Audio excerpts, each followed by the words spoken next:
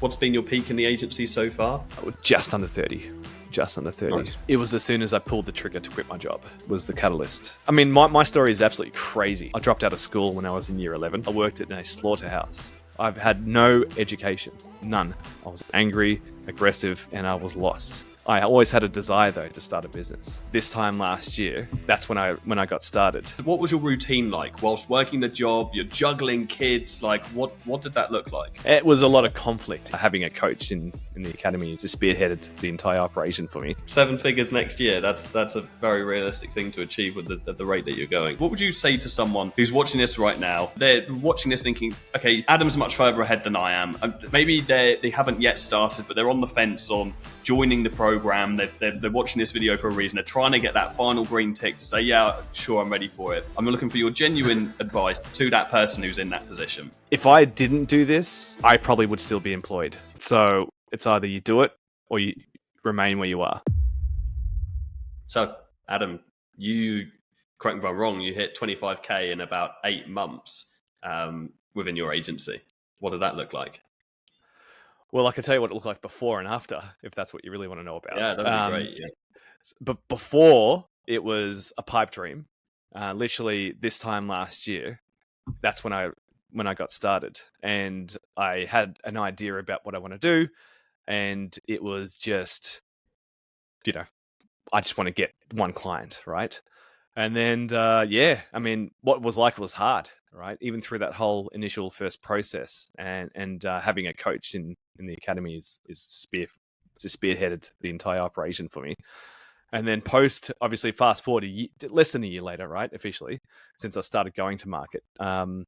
Now there's other problems, scalability and all that sort of stuff, which is what I'm facing now. So what it looks like now is it's far more exciting. I've quit my job. From fear of having 2 kids and leaving my job, and I had a part-time job 3 days a week, and I was literally on a call with George, the coach. I broke down crying to him because he's like, "Is what you're doing sustainable?" And then do you picture yourself working weekends for the next, what is it going to be like if you continue down this road? So made massive changes because of his advice, and that got me from sub 10 upwards pretty quickly, and then now it's got a team behind us, and it's exciting. It's like I've got time now, right? And a lot more freedom, and a lot meeting great people, of course, like yourself, and it's great now. So that's amazing, man. I think against all the excuses as well, I've got the kids, I've got a 9 to 5 job, I've got all this stuff that you just hear I hear 1,000 times over every single year, and it's just the same thing. So that's awesome.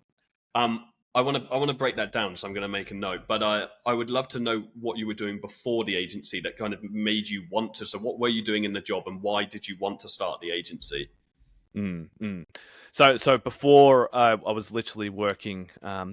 My intent was always to go back into business. So I was working in software. So I worked for HubSpot and also DocuSign at the time. And I left my job, and I'm like, hey, my wife, who's my better half, and I've got to attribute all of the success to her as well.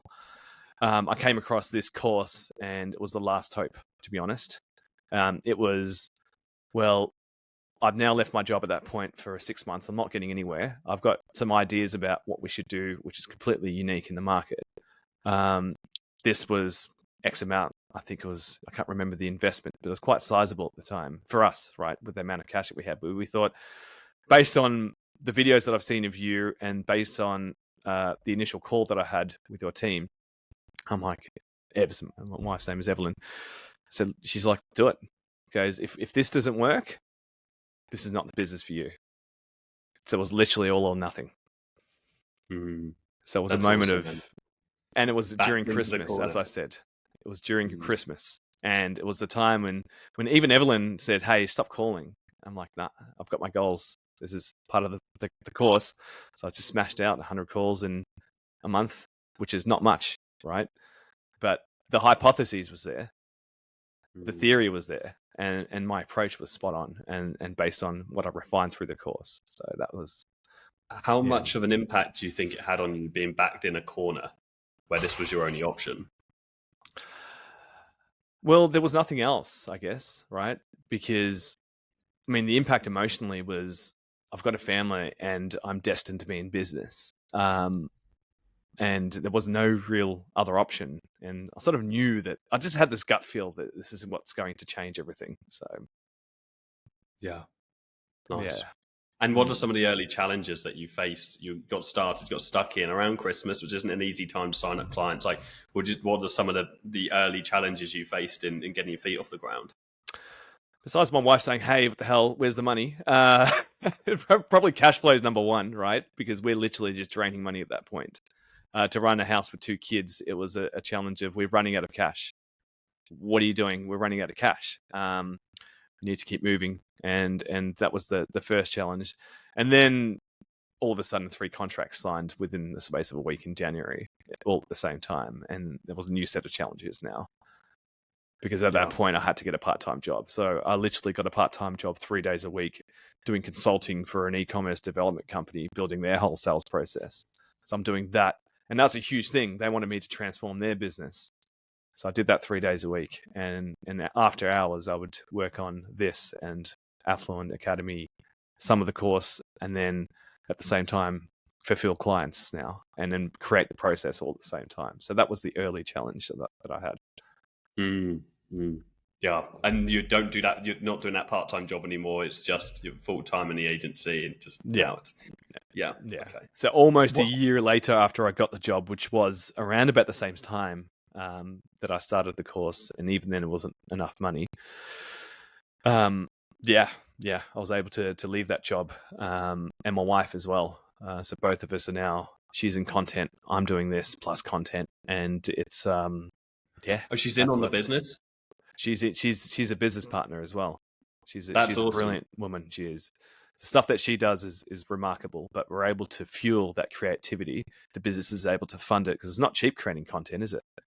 Video editing and what have you is not cheap to run a team, create podcasts and YouTube videos. She's been doing it now. She's done 60 episodes, and I attribute that and her being able to be out of her job, obviously from her own hard work, but because of what we've done here, she's got faith and she's able to leave what she wants to do to pursue helping other women to start businesses now. So that's amazing. I love that. Yeah. And what was the journey like? Like, not only, I would like to explore, like, what is the journey like from having that 9 to 5? What did your routine look like in those early stages? Let's start there. What was your routine like whilst working the job? You're juggling kids. Like, what did that look like? It was a lot of inner conflict. I think that's the first thing, because when you wake up in the morning, obviously it's doesn't matter what time you go to bed. You've got to get up at 6 a.m., 6:30 a.m. Usually it's 5 o'clock for me, but the kids are relentless. So the routine is like, got to keep running.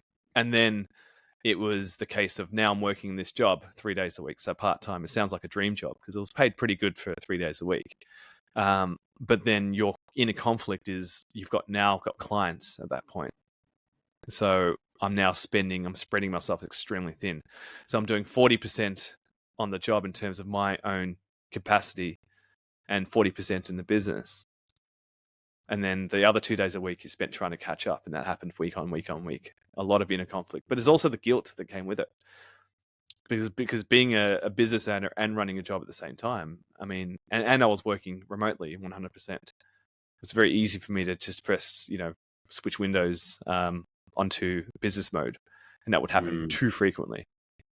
On the flip side, I did some remarkable work for my client. I called him a client because I looked at him as a client as well, actually, because I'm like, I need to transform his business. So I did remarkable work in the time that I spent, but I know I could have done a lot better. So there's that inner guilt as well. So.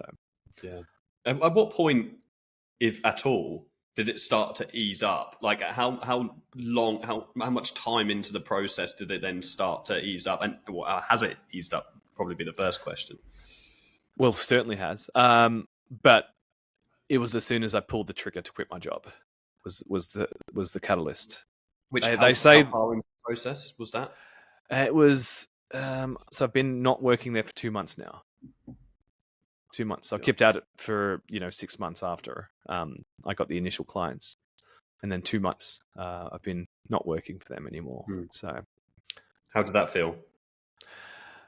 It was a bit scary, right? Because you're pulling away a big blanket, right? And because we've got the additional business, which is my wife's business, as well of pulling out funds of this business that, we're not making money, right, at that point. So it was scary to then remove 100% net positive cash from your bank account. It was very daunting.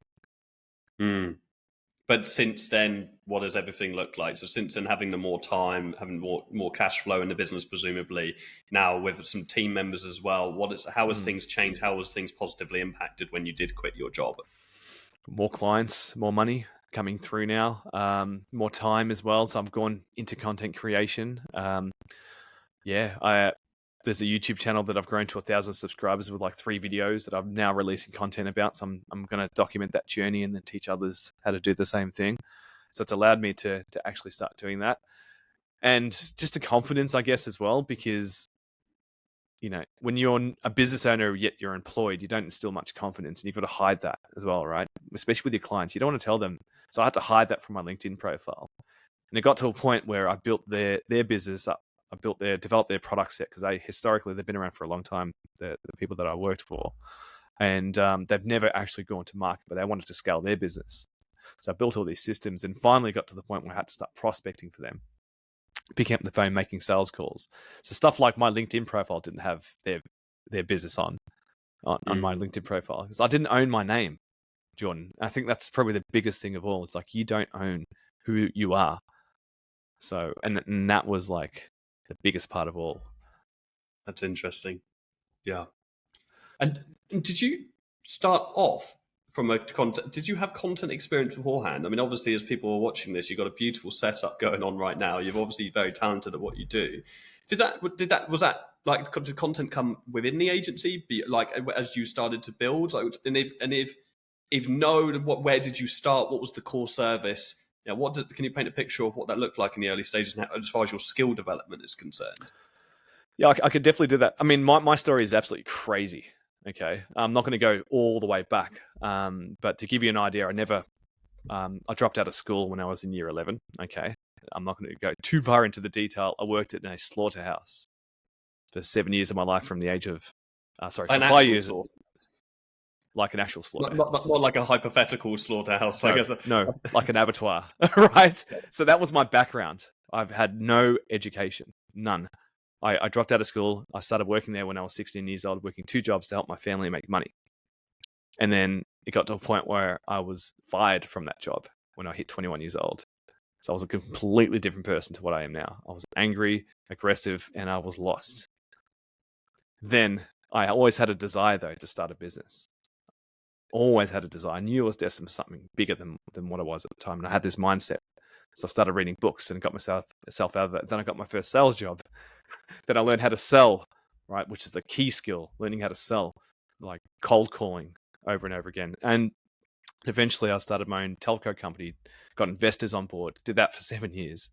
And then I met my wife, and she's like, hey, my now wife, then she was like, hey, this business that you're running, it's, telco's like 10% margins, Jordan. You're not making any money. It's economies of scale. So where I cut my teeth when it came to marketing was the realization I was running 12 staff members. They're all doing cold calling. I wasn't making any money until it got to a point where I had to fire everyone. And the investor was like putting in about 70K a month deficit into this business. And eventually we switched everything up, did marketing. And then we got really good at marketing.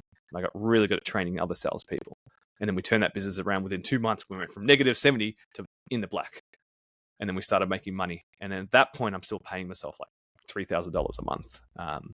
So my wife said, hey, if you want to be with me, you need to choose that or kids and family, or otherwise I'm going to leave. Because she knew I would never make money in that business. So yeah, that was how I cut my teeth. And then I left, and then I became an employee once again for a few years. And I tried to launch another marketing agency previous to that. And it failed because I made money quick, but then it wasn't sustainable. And then I ended up just being employed throughout COVID until just recently, obviously. What are the mental challenges like of going from running a business to being employed again? That's probably the hardest part, because there's a lot of ego.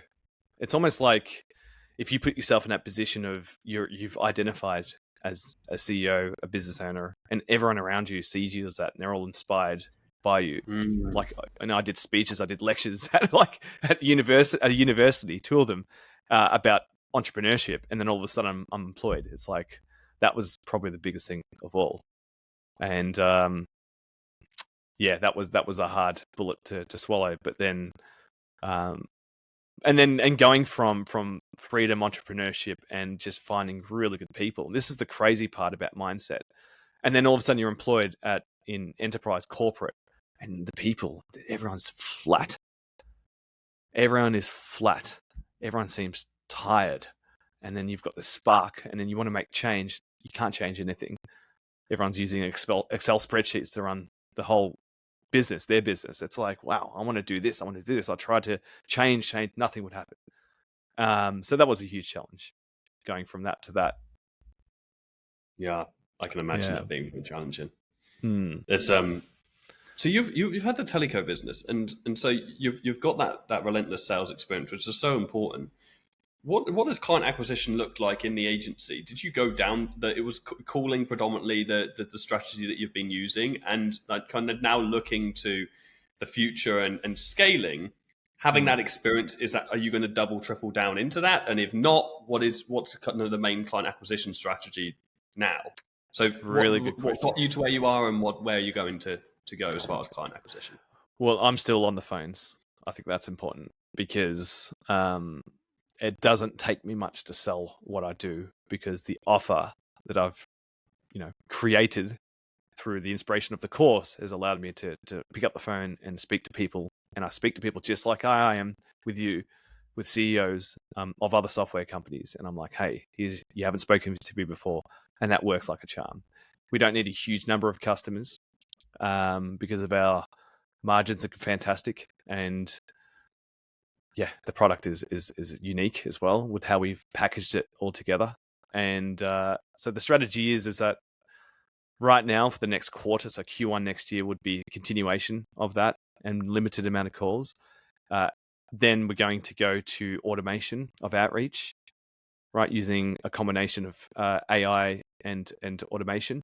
And then from there, I'll be doing a lot of content as well. So similar path, I guess, to how you've grown your academy, right? Yeah. So that's probably what we're going to do.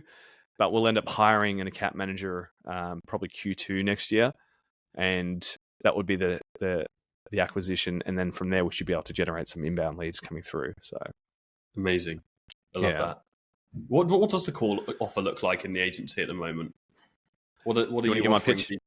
I would love to hear your pitch. Want to hear? Okay, this is great. So my pitch is: so the phone rings, you pick it up, and it's like, hey, Jordan, my name's Adam. You've never heard from me before. This is the first time I'm calling you. And the reason why I've called you, so I never asked for permission. The reason why I've called you is that I used to work for a couple of the largest software companies, HubSpot, DocuSign. And what made me a damn good salesperson was I used to create videos every time I'd sell the product. So someone would call me, a lead would come in, they would say, hey, here's my pain. And then I would make a video that would show them how to relieve that pain. And I would share the video. And I would make a lot more sales with far less numbers. And that worked so damn well. Till it got to the point where the HubSpot tapped me on the shoulder and said, hey, we want you to make videos from the US to Australia, similar to what you do. And I saw that as a bigger opportunity to then leave and do that for other software companies. And that's the reason why I'm calling you. So let's book a meeting and I'll show you how. But it's not just that, it's also video SEO that we blend in as well. So it's SEO, video, creating content around your platform, and then having that as a cadence to help grow your organic reach on YouTube and also then Google as well. Nice, man. That's my so pitch. It's software that you're working with you're working with software companies as the main niche. Has it always been software from day one? Like that's been the core. So using your unfair advantages from what you were doing previously. Yeah, absolutely. Yeah, I would love if there was some kind of data on the close rate difference between your sales calls with a setup like you have right now to jumping on a sales call with my setup right now, but from the same person. That would be such an interesting split test to see how much of a difference that makes in the content game specifically. Yeah, it would be very interesting. I would be shocked if it wasn't like a 5% plus uptake, like increase from having a great setup. Like, I think that would make a big difference. Those 5 points are massive. That's a big uptick if that were the case. If Good it was split the test case. to conduct. Yeah, It would be, yeah, but then you'd have to like risk that your close rate is lower. So it's a counterintuitive split test because you'll be risking that your close rate is lower with a shit setup. But it would just be interesting to know. It would be a valuable test for the rest of the market, but as a short term sacrifice for yourself. Love it. So how's the process been now in building out the team as far as the product, like the agency is concerned? What does your day-to-day look like? Like, what have you, are you the creative? Are you on service, or are you just focused on sales? Are you wearing a variety of different hats? Like, what does it look like as far as bringing in team? Yeah, that's probably the biggest question of all. I think the key word is bottleneck, right? I think removing yourself as the bottleneck is my next mission. Because right now, a lot of the creative, I wouldn't say decisions, right? Because we have a pretty streamlined product of how we create the content. It's very streamlined. It's a checklist system. It's a great system. They've learnt the client's platforms, so we're able to basically do content without them even lifting a finger now, which is crazy. But where the issue is that there's a lot of decisions that stop with me that I need to sit down and give a yes or a no. I need to review.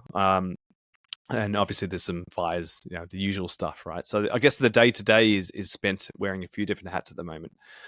A lot of that stuff can be delegated. So in other words, my wife is going to do a lot of the operations now, moving forward as at next week. And I'll be solely focused on client acquisition and some process, because I love process. I think process is what the key is here. And because obviously I know it so well, just refining that down to a point where the team is able to peer review work with multiple sources amongst the team. We've got a team of 5, not a huge team, but they're able to peer review with each other and basically have enough trust. So building trust within myself to say, hey, I can step away and the content's going to be good, but I need a good system for that. That's my next phase. That's awesome. And you're so right. Process is just everything in an agency, because without process, we have nothing. If we don't have the systems, like, our team are never going to be able to replicate what we're able to create. And often the founder is the person that delivers the service. And actually, it's you coming from business beforehand, and even like myself managing sales teams and so on beforehand, and going through that hiring process, like, it's a huge advantage on people that haven't been through that, because lots of agency owners get stuck at like that 5, 6, 7, 8K a month point, because they're just so desperately afraid to relinquish control into other people. And it's because they don't have the process or the know-how. I would love to know, in coming from those previous failures that you've had, going through the cycle of change that you've had over your life, like, what the 3 biggest lessons are that you took from that first business into the second that allowed you, because you've propelled this agency forward very quickly. And it's very impressive, and I can only presume that's because of your previous lessons and your previous experience. And so I'd like to, what are the kind of 3 core lessons that you've taken from the past business into this one that's allowed you to be able to scale so quickly? Yeah, absolutely. I think firstly is like, people, process, product. I think that's the most important three key things. People first, getting the A team is something that is really damn important. So if you, for example, like getting A graders, B graders, and C graders, a lot of people shoot for C graders at first because it's cheaper, right? But the opportunity cost is huge, right? So that's probably the first thing. Get some A players, the people, process. So refining as you go, and having discipline to ensure that you stick with it, and stick with it. If for example the process is redundant, then giving people the access to be able to alter that to the point where they're not asking questions and they're literally just checking it off, right? So that takes discipline from their end. There's no shortcuts. And then product is the very last thing. So actually having the numbers behind the product that you're actually going into, which is really important. So in the world of agency, everyone, is a social media marketer, right? Everyone is a Google ad specialist. And then within that, you've got different niches of products that you want to focus on. But the key question is that, what niche are you? I mean, this is all stuff that's really good in the Affluent Academy, but narrowing that down and looking the actual numbers and the search volumes and ensuring that offer has the right level of market for you to then go out and present it is really critical as well. I think that's probably what the key is in terms of product when it comes to the agency space. So, and then I guess with video, it's trending. We're 100% remote now for the most part. Software companies in general, but it's crazy the amount of people that come to me and say, "Hey, can you do what you do, but for my pickleball business, or or my other business?" Just the space of video in general is obviously quite large. There's a lot of opportunity that is left untapped, but it's a very hard space to crack into. So the key question is that the product that you build, can you build a moat around it, right? So that's what the key question is. So that is done if for example it's a commodity based product, then building enough content around that to ensure that there's no competition, similar to what you've done, right? Very similar. Is key when it comes to product. But that comes last out of the three P's. So it's one of those services videos. There's so much opportunity in creative, and there are a lot of agencies that exist, but the talent pool is very low in the sense that like there's not many great agencies. Or don't get me wrong, we're still talking about hundreds, if not potentially thousands, but definitely hundreds of really great creative agencies that exist in the world. But there are. But the talent pool is low. Like the barrier to entry is quite high as far as skill is concerned, and the founder has to be a talented creative themselves. And if it's not like one of those, it's not like Facebook ads, Meta. You can just jump in and you can learn and you can kind of stumble your way through it. Like creative, you have to have a certain eye to really be able to pull it off properly. And the common denominator across every single creative agency I know that has grown exceptionally well and has a great team is they're just great at what they do. And you have to be really passionate about what you do. What is it you love about creative and delivery as far as the service is concerned? I mean, a couple of things. I think the first thing that I love about it, it's almost like an expression of putting yourself out there, right? So if you look at it from a building your personal authority point of view, it takes guts, right? I think, to do it. But then creating that, the act of creating the content and actually capturing it and then putting it out there, and then the numbers are just a byproduct. I think that's probably the first part I love about it. The second thing is the tools and tech.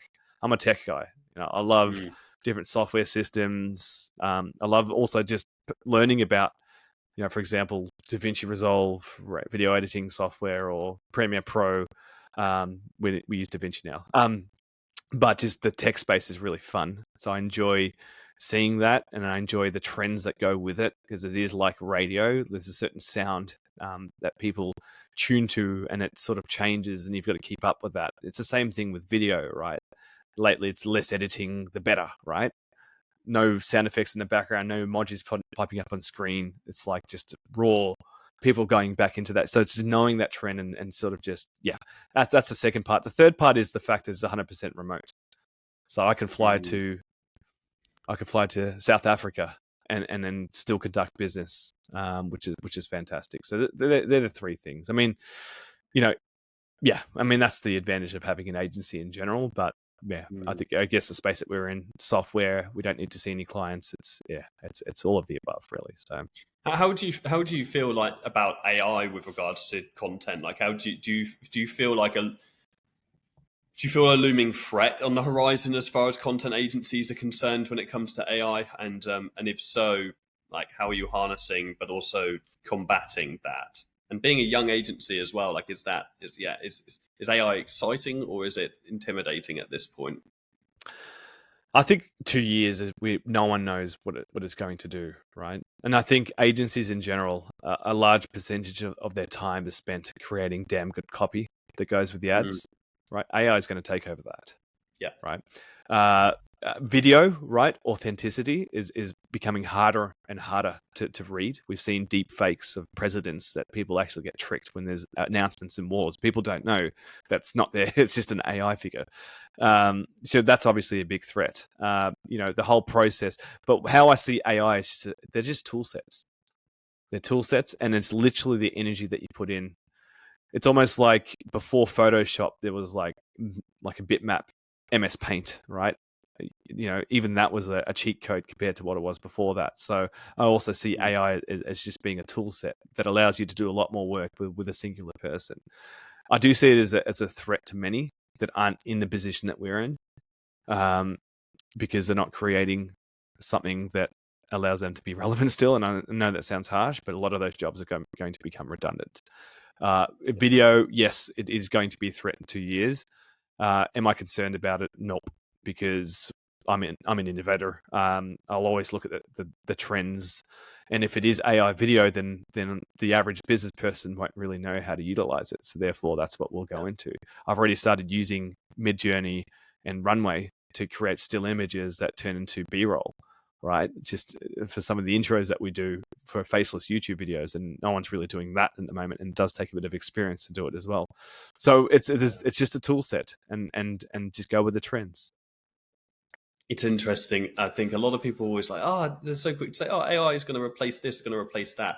And it's like, no, it can only replace anything if there's somebody intelligent using it to replace something in the first place. So like, yes, it might replace copywriters, but I'm replacing the copywriters in my own business. It's not like AI is coming in and it's doing it on my behalf. No, I'm replacing copywriters. So yes, someone is going to or the copywriter replaces themselves. Or makes their job more efficient and so on. So it's going to be an output game rather than it might be a copywriter who can currently write 8 ad scripts in, I don't know, let's say, well, that's unrealistic, 3 ad scripts in a day. Let's just say they're short form 1 minute ad scripts. It's not good. Yes, that copywriter will be dead, but they will replace themselves with someone that can now handle 10 different iterations of ad scripts on a daily basis and so on. It's not like it's going to come in and do that on your behalf. So yeah, it's interesting to hear your take. It's there's no doubt about it that video is going to change, but I think there's going to be a massive authenticity movement. I think any video that exists that's AI will have to have an AI tag. It just have TikTok have already done that.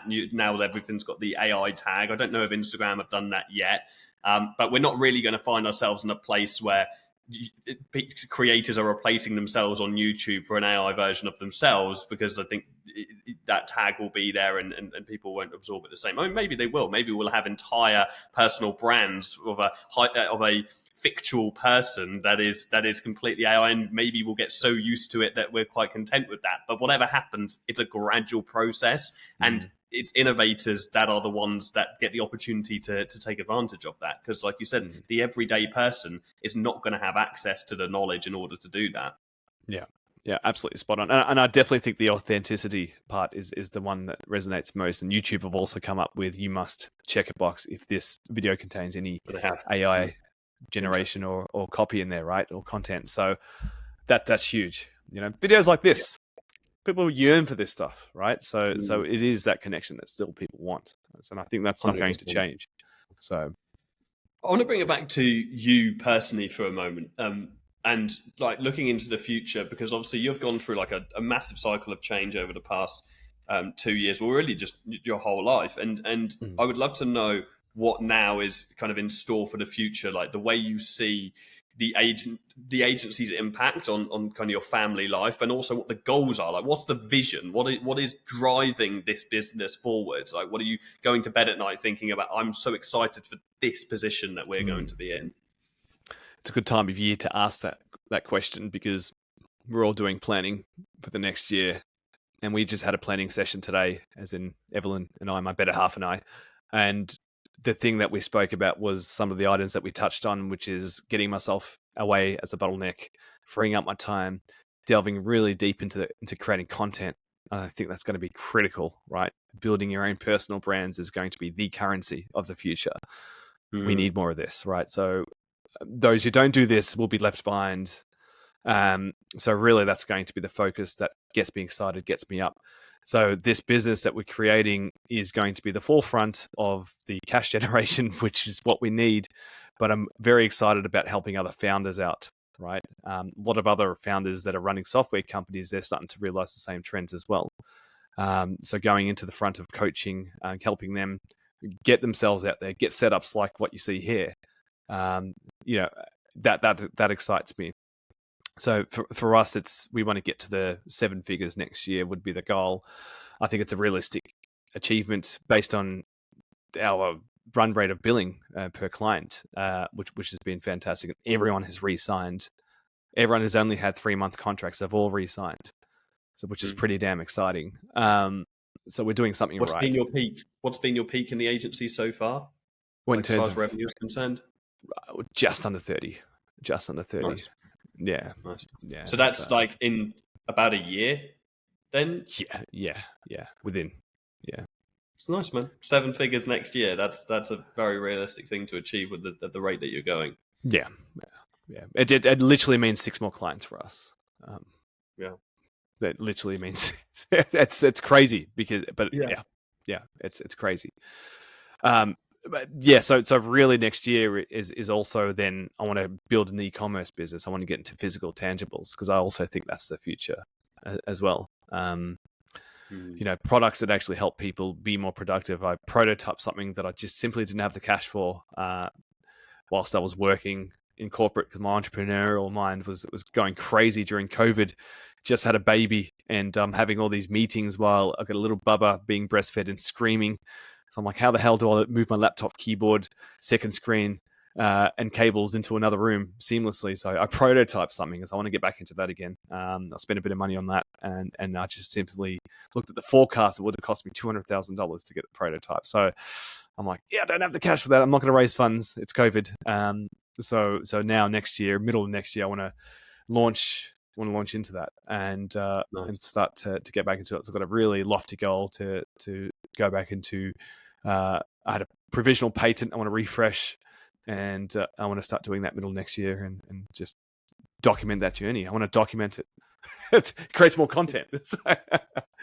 It's such a great business to bootstrap other companies and agency. Like, it really is. Like, other people would look at this differently, but I do truly believe that an agency is an entry-level business model. Well, I mean, it just is. Like, it's service. It doesn't get any simpler than exchange of service. Like, it really doesn't. And so, as a cash flow business, and actually, to be perfectly frank, running an agency above about $300,000 a month, it's diminishing returns as far as stress is concerned in like financial output. Like, I then think we're looking at product business, we're looking at software, you're looking at kind of bigger endeavors and whatnot. Yeah. But at that point, it's such a great cash flow business just to be putting into other ventures. And also, is there really a more valuable team that you could be building in the world than a marketing and sales team? Like, you're basically building a marketing and sales engine that you can plug into any other business that you start. Like, that's in itself is the most valuable part of any major corporation, and you've got access to that, especially content. In this day and age with content, it's literally like, we've been hearing this for like 5-10 years, and it's just people are just ignoring. Content is the most important leverage point that any business has or any individual has, like, coming into the next 5, 10, 20, 50 years. Like, the world is content now. And coming from that background, like now, like even us in our agency, last year we pivoted to we're a performance creative agency. Meta ads still at the forefront. That's how we're putting everything out, and that's how we're generating cash from it. But having that content division, we were just like, if we don't build this out, we're going to fall behind here in the long term. And we're looking at, okay, where's the maximum leverage? What are the larger goals that we're looking at, which are starting brands and so on and so forth? And that's what you need. You need that content engine in order to plug into all of that. Exciting, man. I'm looking forward to seeing what you launch with your product. I don't need to tell you to be careful of shiny objects. I'm sure you've already experienced that yourself as well. So there's always the danger. When I hear someone say, oh, I'm going to do this other thing, I'm like, oh God, like, don't take yourself away from it. But I'm sure you've already taken that lesson yourself at other points in life. Yeah, look, you've got some real nuggets in that. And I definitely agree that, yeah, I mean, 300,000. I mean, that's a really nice goal to have. But you're right. The point of diminishing return on that, depending on what your goals are. But if you could scale to that level, excellent. And yeah, it just sort of reminded me of a big piece that I'm thinking about plugging into the business. And because one of my clients runs a really crazy software. It's a white label software, and lead generation, and every one of my clients need it. How to create AI lead gen. I mean, you've heard about this, right? Obviously, it's in the course about scaling through AI and what have you, AI agents and all that sort of stuff. But this is something that I think that can be a nice addition. That's probably the only shiny ball that I'm willing to put into the business, because it's complementary to video and outreach. If we create content, then we can create snippets. We can then send those to people, automate that, and that's probably where the AI part comes in as a tool set for clients, right? So that's probably the only other product I'll be expanding into. And I've got a client next week that I'm going to deploy this for, and I think that it's going to be quite profitable as well. And it's used, LinkedIn Sales Navigator and all that sort of stuff, but it extracts their email and then creates a sequence of messaging, and then you can do your combo prospecting, add in manual calls if you like. So it's something I'm thinking about implementing. It's something like it's something that I was thinking about literally the other day, is the AI software game, in the sense that I've never quite seen anything like the volume on which softwares are being created at the moment in the AI space, because it's just like software developers are just having even just like deciding to use an AI sales agent. I mean, you're talking about something that didn't exist 6 months ago, and now you're picking between 30 different software providers on. So I don't think there's ever been anything like that in the software game before. And the interesting thing is, all these softwares are as good as each other, and actually software, you probably be interested in your perspective on this. It's kind of turning more into a podcast than a success story, but yes. But I'm here for it. That's such a great statement. That is such a good statement. The software game. Could I comment on just that? Because that's why authenticity is so damn important. Because anyone could build a bloody software. You can go into ChatGPT without a keyboard, press a button, and say, I want to develop a software. That's where it is currently at the moment. In a year's time, what do you think is going to happen to all these software developers without the tool set of this? Yeah.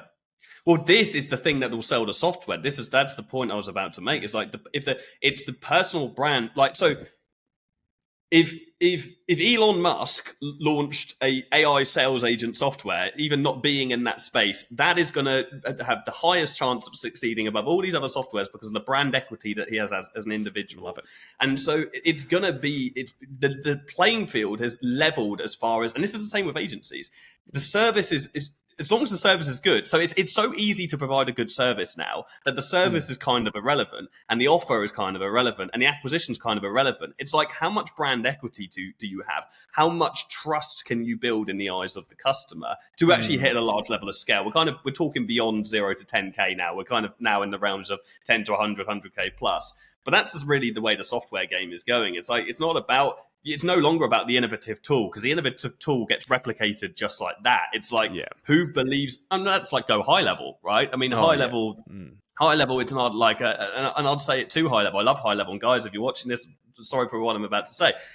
They're not doing anything better than anyone else. But what they are doing is holding the authority in the space and doing an exceptional job at holding brand equity and in the eyes of all agency owners. And so it's actually irrelevant that the web builder isn't as good as Webflow, and it's irrelevant that the CRM system isn't as good as Salesforce, and it's irrelevant that the AI sales agent isn't as good as, I don't want to name another one and everyone just thinks I'm endorsing that, but because I'm yet to get a partner on that side of things. So if you're an AI sales agent, hit me up. But it's irrelevant because they own the brand equity. And I think I think that will transfer into agencies as well. And I think we're already seeing that. It's like, who can I trust? Who's the person I'm buying from? Which is why a service like what you're providing is so valuable to people. Exactly. And ZMOT, zero moment of truth. I think Google did this 10 years ago, right? Where they released a video on this, and it's still so relevant. It's before people hit the purchase button, right? They've got a tab open, right? So in the old days, I'm sorry if I'm digressing too far, you can just cut me off, right? But if for example, just imagine you've got your agency, you've got an ad that you put up, it's a pay-per-click ad, right? So let's go back to Yellow Pages days. You can just put a listing in Yellow Pages, you will receive phone calls. Alphabetical order, people hacked it, they put in AAA business name. So then the first page that open, they call you. That was how easy advertising was back then. But now it's like a few years later, Google pay-per-click ads came out, so you can build a landing page, and then you can just have an offer. People then click purchase, right? Fast forward a little bit further now, people go onto that same landing page, and the mistake that people make, and the reason why marketing agencies exist are really to educate the business owners on how to convert sales, right? Which is, they have the offer, it sounds good, they read it, and just before the user clicks that purchase button, they just leave the tab open and they say, I might just research who owns this business, who's Jordan Platten. I might just jump on to Google Jordan. All of a sudden, you open YouTube. There's about, there's how many videos do you have, Jordan, right now? Like 900 almost. 900 videos, right, on growing agencies, testimonials, interviews like this. And then all of a sudden, oh, wow, I might check out LinkedIn, and then I might check out Facebook. And then that tab is still sitting there open. And then finally, they circle back and say, right, I'm going to purchase now. And that's the zero moment of truth.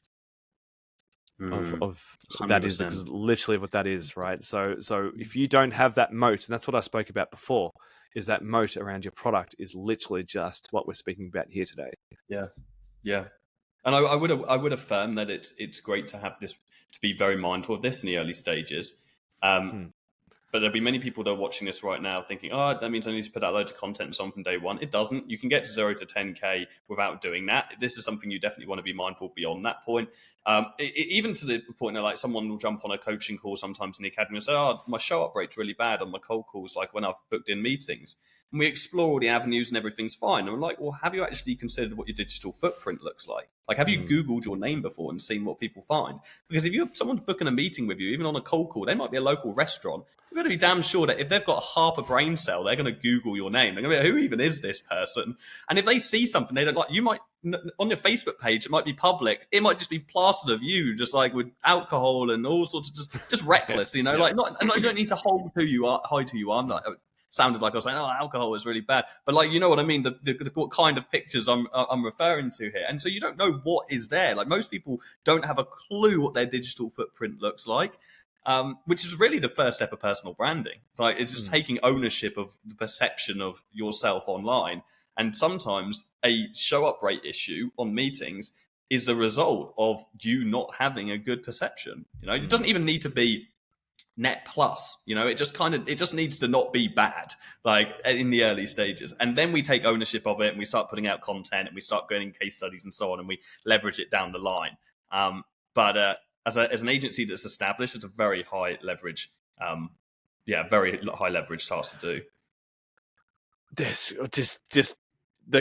Okay, I'm guilty, Jordan. I'm guilty. The reason why I say I'm guilty is because I've only just started doing that. And I think a lot of agencies are guilty of what you've just said. They're so busy doing the cold calls, fulfilling clients, growing their businesses, that they never focus on themselves. We were the same. I've got the worst website landing page. I barely got one. It is crap. It is absolute rubbish. I literally only just started putting out content recently on my own personal brand. So people trusted based on my phone call and what they saw here. So this stuff worked extremely well by the time they got on a call with me. But yeah, that's what I'm trying to get to. And I think that's what you said, right? Like an established growing agency, for you to get to that next level, this is when it's extremely important.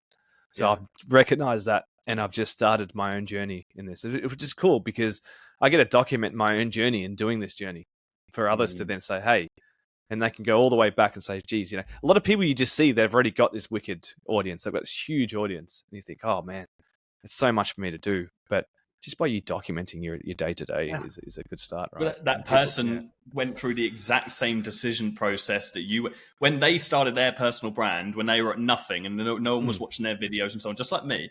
Like I would say at least 5 years, even before making my first YouTube video. Like, I remember there was these two girls that I went to school with, and they built a massive personal brand. They were getting millions of views on their videos on YouTube, and it's completely irrelevant space to me. It was like fashion and beauty and stuff like this. And they always used to say, and I always used to say to them, I like the idea of having a YouTube channel. Be like, oh, you should start a YouTube channel. And we spoke about it even when I was in college and before I got kicked out of uni, I remember having a conversation with them about it. And I was like, nah, I've missed the boat. Like, there's all these other big people. Like, why would I do that? So, like, you going through that decision-making process of seeing how much work you've got ahead of you, those people that are so far ahead went through that exact same process 5 years ago when they were making that decision themselves. So like, it's easy for people to look at my brand and be like, 900 videos, whoa, that's a commitment, like millions of views. Like, how am I even going to compete with that? Whereas I had the exact same thought process. And in fact, I actually delayed it for years because I was like, oh, I've missed the boat, you know? So it doesn't matter what someone's watching this, some random person might watch this video in 15 years time. If you are watching this video in 15 years time, that's amazing. Reach out. This would be very interesting. But they want to watch this video and they're going to be like, oh, I missed the boat on that. AI is now this whole different thing that we can't even comprehend now. And actually, no, like they'll be having the same internal dialogue and conversations right now as they will in 15 years time as they did 15 years ago. And it's all just mental barriers that prevent you from actually just taking the first step. You're protecting yourself. You know, it's literally a trigger response for you to not be hurt. And that's the reason. That's the number one reason why people don't put content out there. And I'm guilty of that. My social media, it's nothing bad. It's not me drinking and partying. It's none of that. Because I went out, but I was never really into it compared to my friends. But it's an insecurity, and your body responds with excuses. And that's what you said at the very beginning, excuses. It really is that. But yeah. It is interesting that you are protecting yourself from pain whereas the pain of not doing the thing is actually worse than the pain of doing the thing. Like, life is so much more painful if you live thinking, I wish I did that, rather than I did it, you know? It's never going to be more painful actually trying. You'll never regret that. What would you say? I just want to just come full circle with this. What would you say to someone who's watching this right now? And I hope they've enjoyed this conversation today, but they're watching this thinking, okay, Adam's much further ahead than I am. I'm forgetting the fact that literally a year ago, like, you were in the position that many of these people are in right now watching this video. Maybe they haven't yet started, but they're on the fence on joining the program. They're watching this video for a reason. They're trying to get that final green tick to say, yeah, sure, I'm ready for it. What I'm not looking for here is a forced endorsement. I'm looking for your genuine advice to that person who's in that position. Well, when your back's against the wall and you realize that you have no option, and that's one way to do it. You watch the goals, you look at the testimonials, and think, wow, you know, there's so many use cases, so many people that have gone from 0 to 5, 0 to 10. You think, wow, you know, I'm at 0. You know, you sort of compare yourself. It's if I didn't do this, I probably would still be employed. So it's either you do it or you remain where you are. Remain as status quo, which is the worst thing. I think inertia and just the not taking action is probably as you said before, creates the most regret. It's the number one thing that, you know, when you're literally 70, 80 plus and you look back in the time, you think it literally is that moment of making that one decision. I'm not trying to endorse. I'm not saying, hey, because it is a sizable, it's a big investment, right? But it is compared to what the potential is, which is what I've experienced. It's minuscule. It really is.